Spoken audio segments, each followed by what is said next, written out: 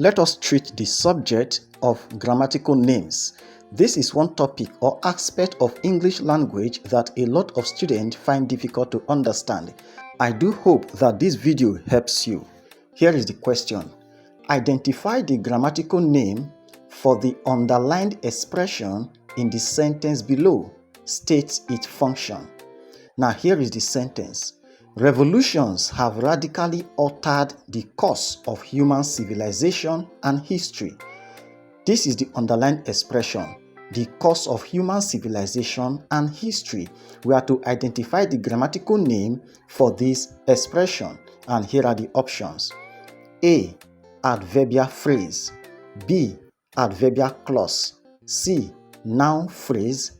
D. Noun clause. E. Adjectival clause. Now, here is the approach. The first thing is to determine if the underlined expression is a phrase or a clause. The next step is to determine the function it performs in the sentence, and this could help you know the part of speech the expression belongs to. Alright, now it suffices to say that a phrase is a group of words that doesn't contain a subject and doesn't contain a finite verb. On the other hand, a clause is a group of words that contains a subject and a finite verb. So when you have the expression, look out for a finite verb in it. Once you see a finite verb, it means the expression is a clause. Otherwise, it is a phrase. So let us now look at this underlined expression. The is not a verb.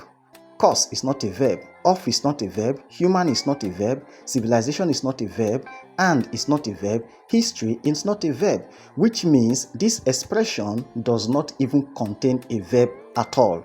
Therefore, this underlined expression is a phrase. Next is now to determine the function performed by this underlined expression in this sentence. Now, there are 4 functions commonly performed by expressions like this in sentences. 1. They could serve as the subject of a sentence.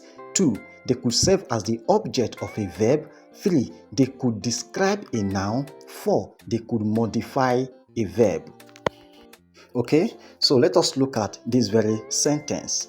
We have that revolutions have radically altered. The subject of this sentence is revolution.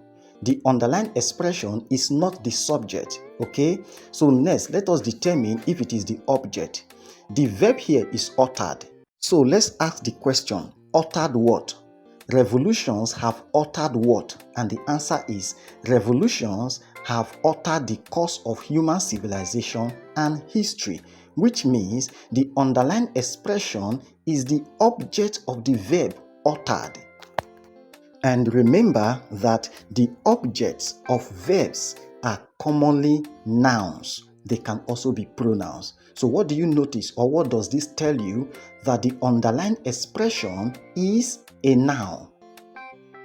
So combining these two, we have that the grammatical name for the underlined expression is noun phrase, which corresponds to option C. So what function does it perform? We already know the function. It serves as the object of the verb uttered. Alright, if you understood what we just did, then you should try this. Here is the sentence. Religion in its various forms is very strong in Nigeria. Now, what is the grammatical name for the underlined expression? Choose your answer from among the options A to E. Put it in the comment section. Thank you very much for watching.